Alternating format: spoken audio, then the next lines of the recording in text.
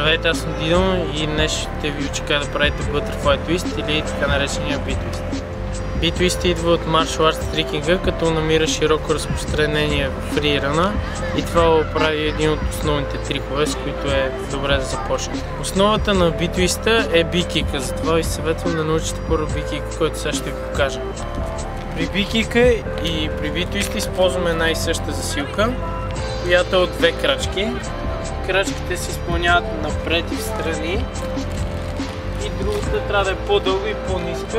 Когато направим две крачки, много е важно преди втората да сме се навели максимално близо до земята, като когато тръгваме за B-Kick или за B-Twist, важна роля играе задния крак, който се вдига максимално високо, а предният отскача. И това трябва да бъде направено в синхрон за по-добър B-Kick или съответно B-Twist.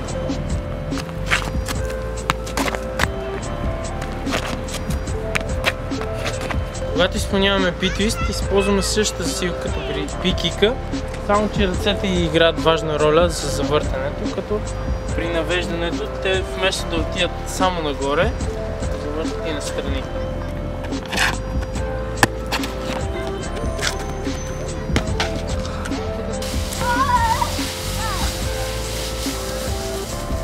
При B-Twist е важно да се изчакват отделните му фази и това е една от най-често срещаните грешки, да се започва да се върти твърде рано, при което B-Twist не изглежда хоризонтален, а леко вертикален, да не се изчаква достатъчно от скока или да се прави с извадена навън глава, което е грешно, или задния крак да не се вдига достатъчно, което пак прави B-Twist не хоризонтален, а леко вертикален. Гъвкавостта определено ще ви помогне да подобрите своя B-Twist, като предни и страничен шпагат могат да увеличат височината, а и красотата.